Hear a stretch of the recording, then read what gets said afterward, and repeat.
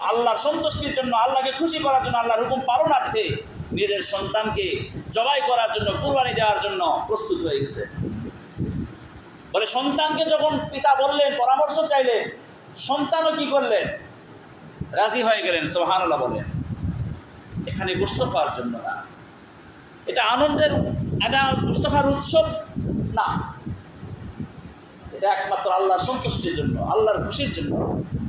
তো যাই হোক, বলতেছিলাম পিতা এবং পুত্র উভয়েই যখন জবাই করার জন্য এবং নিজে জবাই হওয়ার জন্য প্রস্তুত হয়ে গেলেন, এমনকি যখন এরকম কোরবানি হওয়ার জন্য, কোরবানি করার জন্য যখন শুয়ে পড়লেন, শুয়ে দিলেন, হযরত ইসমাঈল আলাইহিস সালাম শুয়ে পড়লেন।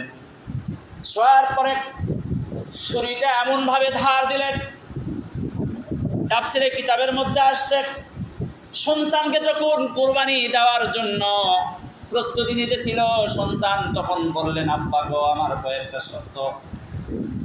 বলে শর্তটা হলো, যখন আপনি কোরবানি করবেন, যখন আমাকে জবাই করবেন, তখন আমার হাত পাটা বেঁধে নেবেন, কারণ আমি বাধা দিব না এটা নয়।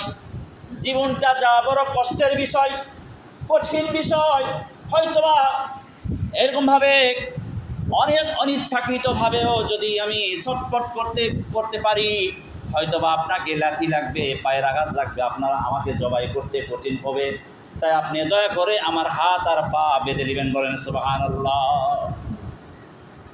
এরপরে বললেন, আর আমার চোখটা বেঁধে নেবেন, কারণ জীবনটা যা বড় কঠিন বিষয়, হয়তোবা ছুরিতে যখন জবাই করবেন তখন আমি ওদের খাবারে যাব।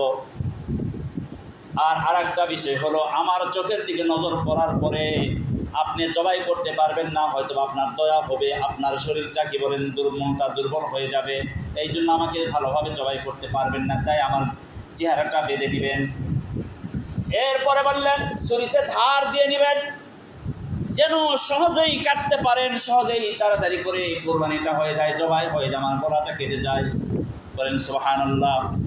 এমন তো অবস্থায় কথা মোতাবেক তখন কি করলেন, পুত্র জবাই হওয়ার জন্য শুয়ে পড়লেন জমিনের মধ্যে, আর বাবা কথা মোতাবেক সব কিছু করে গলার উপরে যখন ছুরিটা বারবার চালানোর চেষ্টা করতেছিল, কোরআনের মধ্যে আল্লাহ তাআলা বলছেন, বলে কি বলেন, তাফসীরের মধ্যে লিখছেন, যখন জবাই করার জন্য প্রস্তুতি নিয়েছে, এর পূর্বে আল্লাহ তাআলা ওই যে ছুরিতে জবাই করবে, ছুরিকে আল্লাহ তাআলা আগেই নিষেধ করে দিলেন, খবরদার খবরদার, তোমার কাজ কিন্তু কাটার জন্যই তোমাকে তৈরি করা হয়েছে, কিন্তু